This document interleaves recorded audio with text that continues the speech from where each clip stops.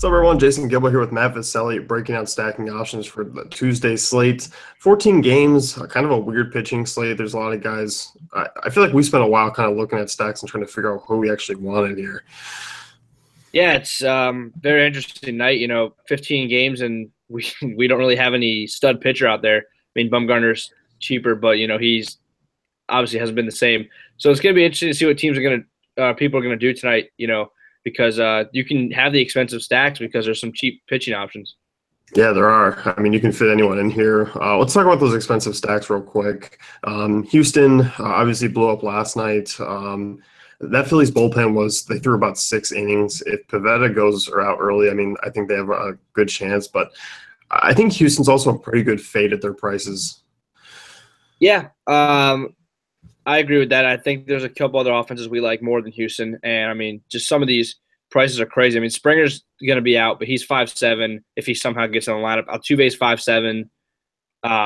Even Gurriel's almost 5K. Reddick's almost 5K. I mean, it's just there's so many. I mean, Gurriel and Reddick have been great this year, but, I'm going to play other guys at 5K. Yeah, I think that's my thing, too. And I still think they're going to be somewhat popular just because they went off last night and they're still the Astros. But I don't know. I mean, there's cheaper teams I think I'm going to be considering here. Yep, I agree with that. So Washington was that other expensive one. But you and I felt the same. I mean, that lineup just doesn't shake up to really what I wanted to. I think if you are stacking Harper, Zimmerman, Murphy, Rendon's the way to go. Yeah, I just don't know how else I would do that. It's just they just have so many guys out, which sucks. But I just honestly I think this is more of a Harper and Murphy one-off for me. Yeah, I think that's the way I'm going to. I don't want to use Zimmerman at first base. I don't want to play Rayburn or Goodwin. I don't even know if I want to play Rendon at third base, honestly. I just think, as you said, I think the two lefties are much more in play. Yeah, definitely.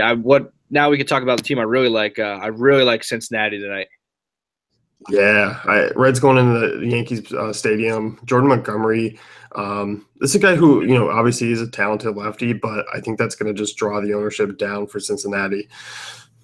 Yeah, I mean, I think Montgomery is a good pitcher. He's struggled a little bit as of late, but he does have some good stuff. But tonight, like we said, all the chalky stacks that we just named, we don't really even like. And I mean, I can get this kind of offense who I know can produce in Yankee Stadium for 9 innings guaranteed at probably sub 5%. I mean, I'm in, Yeah, I'm with you. I think Montgomery, as you said, he might be just hitting a little bit of a stretch where he might be burned out given he's a young arm. And you just look at some of these guys. I mean, Kozar really good against lefties, 308 ISO, Duvall 314 ISO, Votto 326 ISO, even with a lefty on lefty. Like, put Votto in Yankee Stadium. I think Votto actually might be the sneakiest of all 4 of these names. Yeah, I mean, the only thing that always worries me when I stack against the Yankees is if they don't hit against the pitcher, then I got to worry about that going against that bullpen, Yeah, that's the thing. I mean, the bullpen that they keep on adding to. I know. It's ridiculous. So, I mean, I think they get to Montgomery here, but if they only have 1 or 2 runs by the 5th inning, it's not going to be good. It's over. Yeah. Yeah. That's the only downside to stacking against the Yankees. Yeah. Yep. But, yeah, I'm with you. I mean, it's going to be contrarian tonight.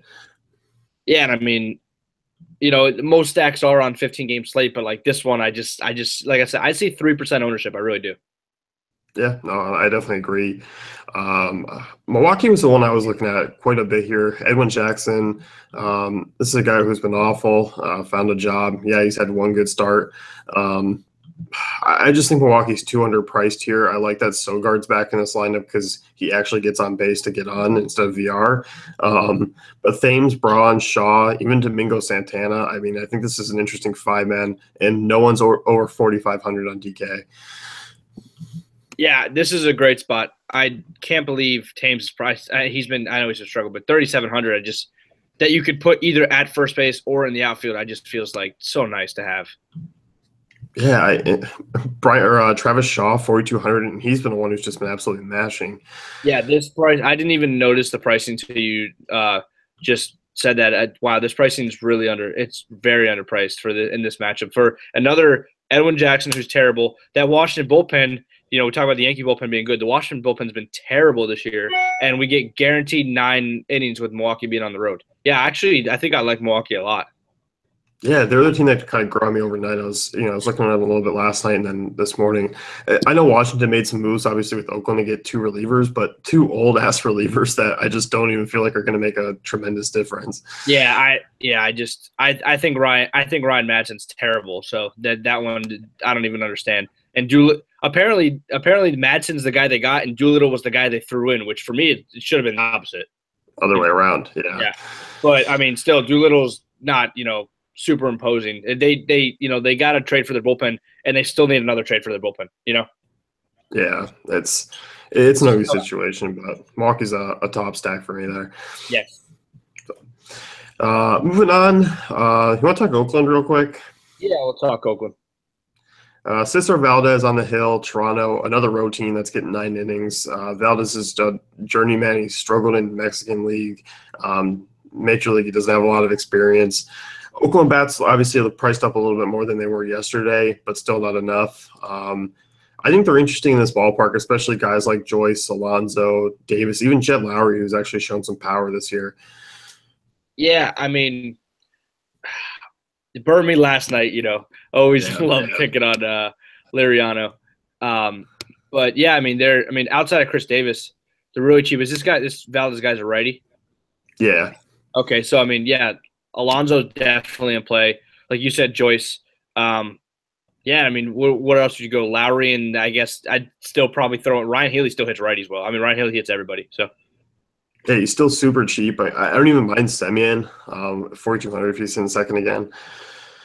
Ryan Healy at 3K though on DraftKings. Why? Like, why so cheap? He's been bad, but I mean, I still like him a lot. He's not striking out all that much, so I think that's the positive. Yeah, but I mean,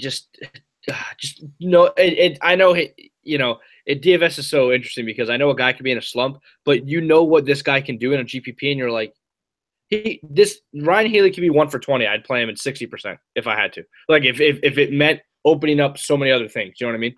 Yeah, and I think in terms of third baseman tonight, like it's Jake Lamb and Travis Shaw, and then I don't know how much I really else liked anyone. Yeah, and I mean I like Travis Shaw much more than Healy, but if you need the 1,200, I mean that's not a bad pivot.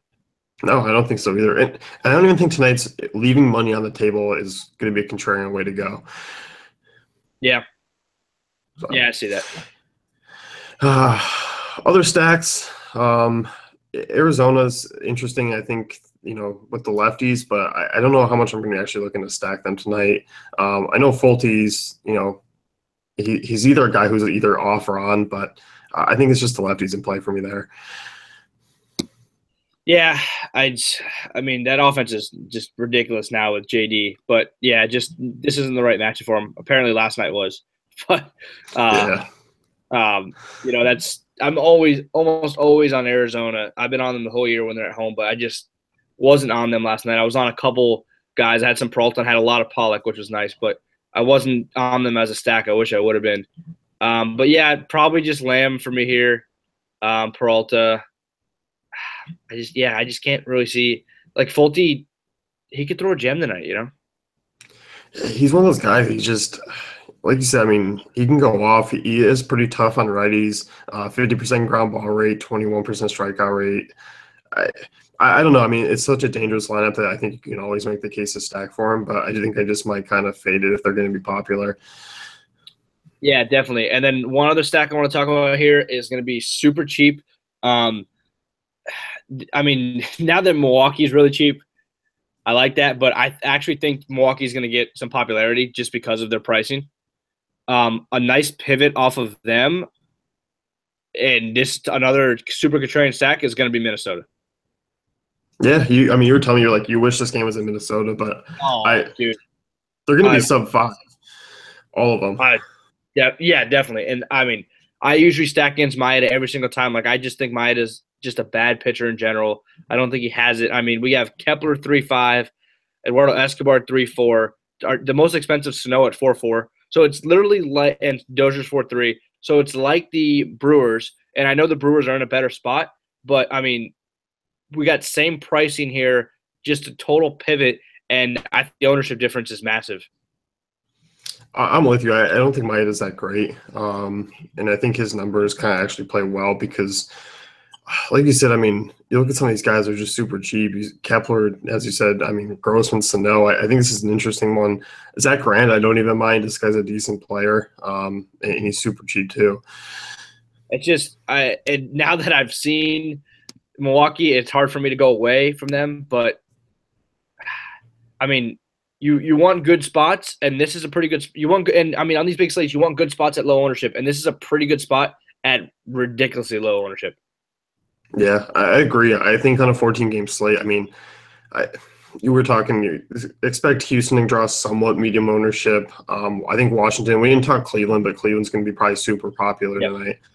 Yeah, I mean, on 14 games, if we have 3 teams that, eat up, 15%, we'll say, like, that's good for everybody else. I mean, we got, 25 other teams for 55%. I mean, just you can do the math right there. Yeah, we couldn't. I'm kind of looking into it, but a Brave stack might be super contrarian tonight. Yeah, I agree with that too. I mean, T1 Walker's been, so this year. He's. I mean, this is talk about 2 pitchers that are either on or they're off pitching against each other. Yeah, it's crazy. But I just got to see what. Yeah, I mean, outside of Freeman, their pricing's pretty good. Yeah, I mean, Freeman's expensive. I like the fact now that you can play him and Adams together. So Kemp's cheap, Adams is cheap. The problem is finding a fourth, I think, for me. I don't think I can use Markakis or Phillips on this slate, so it'd probably be just a 3-man. Oh, I think if I'm going to go 4, I'm doing an NCarte revenge game. Oh, yeah, you know what? You found something there. I don't mind that. I didn't even think about that until I started talking about it. But I was going to say NCarte, and then I realized Arizona. I'm like, you know what? Perfect, right? Yeah, actually, I don't mind that at all. Yeah. All right, he's the 4th. Yeah, definitely. I mean, yeah, I really absolutely love the Freeman being at third base now, playing both. I mean, this is just they play in a pretty good ballpark. I mean, the lefties do at least in Atlanta. But I mean, this is just a huge ballpark upgrade for the whole team here, and this is another stack that's not going to have any ownership. Yeah, I think that's what I'm looking at tonight. I think the popular move is really going to be plugging in most of those expensive stacks just because, like you said at the beginning of the show, I mean, you can fit them. There's no real expensive pitching options. I mean, outside of Gray, who's expensive, but even if you plug in a cheap SP2 and some cheap values, you can still get these stacks. Yep, definitely. It's this why tonight's going to be very interesting, and I honestly don't even know if it's going to be a super high scoring slate or super low scoring. I really don't know. I don't either. I think because these pitchers are all kind of volatile, like it's all going to depend on how they do.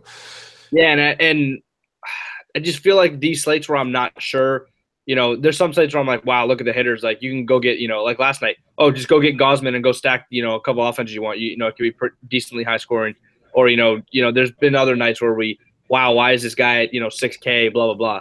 Like tonight's, it's like, I don't know who's the chalk pitching wise. I mean, probably Morton, maybe, some Castillo here and there, like we talked about. But like, I don't even know who the chalk is for that. And I don't even know what these ownerships are going to be like for hitting. Houston could be 15%. They could be 5%, if, without Springer and all them. Then people might just be off them, Yeah, I think this is one of the more interesting slates because, like you said, there's just a bunch of pitching options between about 5 to 9K that really just have a complete range of outcomes. And, I don't think there's a ton of upside in terms of pitching on today's slate. I mean, outside of a couple of guys. So I think it's going to be all about the bats that have to get it done.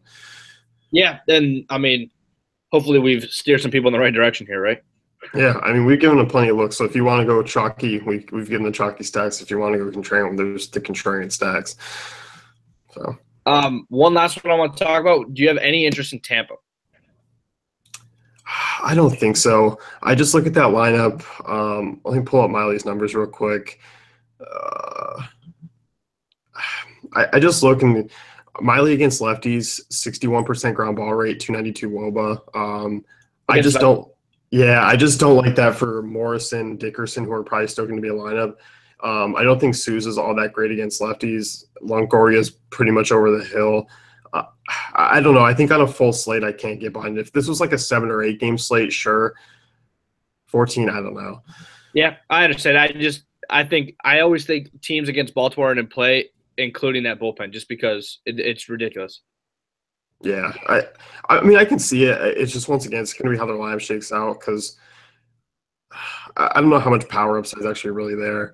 Yeah, no, I get that. I'm just thinking, if Miley, starts getting out of control, it's 4-0 in the second. He gets pulled like mid-third because he just pitch counts way out, way out of there, and they're getting 5+ innings or 5 innings, whatever, 4 innings, who cares, of that Baltimore bullpen. I mean, that's at least 2 or 3 runs.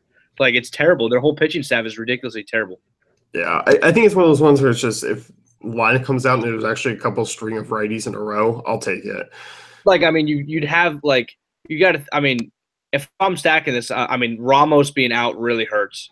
Unless if he's somehow in, that'd be great. I don't think he will be. But if he's in, I mean, I'd even do something like a 4-man, like Longo – Souza, I know what you're saying, but if he's batting first, I'd probably still have him up there.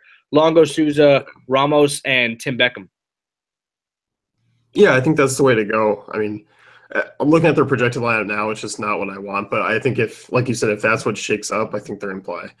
Yeah. Okay. So I think that's it. 14 games. I mean, that's a lot of stacking options. And your favorite? Who do you got? Reds?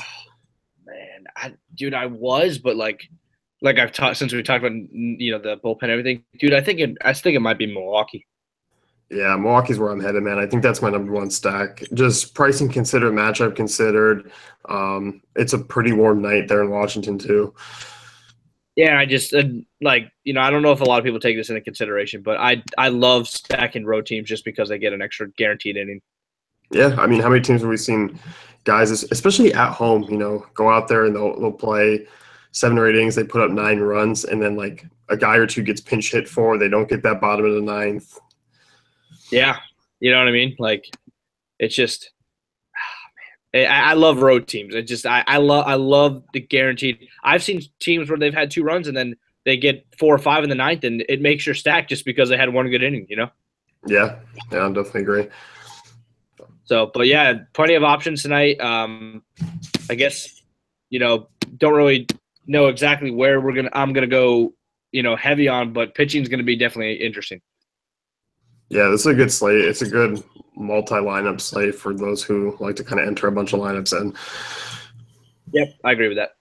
So, that's gonna wrap it up. We can head over to DaveFantasyCafe.com, check out the great tools and content.